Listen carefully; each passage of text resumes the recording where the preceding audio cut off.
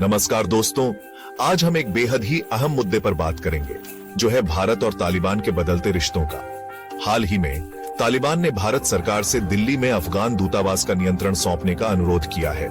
इतना ही नहीं, तालिबान ने भारतीय अधिकारियों को प्रस्तावित राजनयिकों की एक नई सूची भी सौंपी है, जिसमें दोहा में तालिबान के प्रतिनिधि सुहेल शाहीन के बेटे नजीब शाहीन भी शामिल है।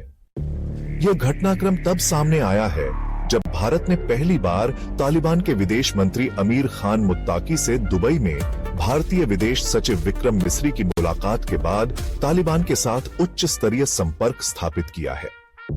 लेकिन क्या भारत तालिबान की ये मांगे मान लेगा? क्या सुहेल शाहीन का बेटा भारत का राजदूत बनेगा? और सबसे अहम सवाल, क्या भारत काबुल में अपना दूतावास फिर से खोलेगा? इन सभी सवालों के जवाब जानने के लिए वीडियो को पूरा देखें। वीडियो में हम इन मुद्दों पर विस्तार से चर्चा करेंगे। तालिबान की भारत से क्या है उम्मीदें? भारत के लिए इस स्थिति के क्या है मायने?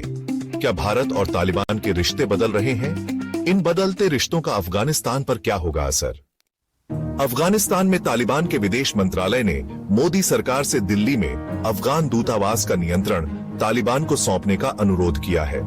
भारत ने हाल ही में पहली बार तालिबान के विदेश मंत्री अमीर खान मुत्ताकी से दुबई में भारतीय विदेश सचिव विक्रम मिस्री की मुलाकात के बाद तालिबान के साथ उच्च स्तरीय संपर्क स्थापित किया है। इसके अलावा भारत ने तालिबान द्वारा प्रशासित अफगानिस्तान के साथ द्विपक्षीय संबंधों को बढ़ाने और ईरान के चाबहार बंदरगाह के उपयोग की संभावनाओं पर चर्चा भी की है। सुहेल शाहीन का बेटा बनेहा भारत का राजदूत बनने जा रहा है। तालिबान प्रशासन ने अमू टीवी की रिपोर्ट के अनुसार नई दिल्ली में अफगान दूतावास पर नियंत्रण प्राप्त करने के लिए भारतीय सरकार के साथ चर्चाएं फिर से शुरू कर दी है। तालिबान ने भारतीय अधिकारियों को प्रस्तावित राजनयिकों की एक नई सूची भी प्रस्तुत की है, जिसमें दोहा में तालिबान के प्रतिनिधि सुहेल शाहीन का बेटा नजीब शाहीन शामिल है।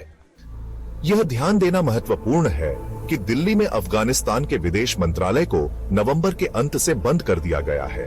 उस समय अफगान राजनयिकों ने कहा कि लंबे इंतजार के बावजूद वे राजनयिकों के लिए वीजा विस्तार प्राप्त करने में असमर्थ रहे या भारतीय सरकार के रुख में कोई बदलाव लाने में सफल नहीं हुए। भारत तालिबान की मांग पर विचार कर रहा है। भारतीय विदेश सचिव के साथ एक बैठक के बाद तालिबान ने एक बार फिर नई दिल्ली में अपने राजनयिक उम्मीदवारों की सूची प्रस्तुत की है। कनाडा में अफगानिस्तान के पूर्व राजदूत शिनकाई करोखेल ने कहा कि भारत इस मामले की सावधानी पूर्वक जांच करेगा।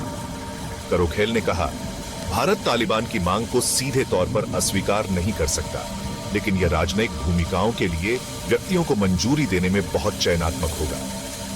उन्होंने आगे कहा, तालिबान के पाकिस्तान की खुफिया और सैन्य के साथ करीबी संबंधों को देखते हुए नई दिल्ली उन व्यक्तियों की नियुक्ति से बच सकती है जो इस्लामाबाद की सुरक्षा प्रतिष्ठान से सीधे जुड़े हुए हैं। भारत काबुल में अपना दूतावास फिर से खोल सकता है। रिपोर्टों के अनुसार भारत काबुल में अपना दूतावास फिर से खोलने पर विचार कर सकता है। अगस्त 2021 में तालिबान के सत्ता में आने के बाद काबुल में दूतावास बंद कर दिया गया था। नई दिल्ली में दूतावास के अलावा अफगानिस्तान के भारत में 2 वाणिज्य दूतावास हैं, एक मुंबई में और दूसरा हैदराबाद में।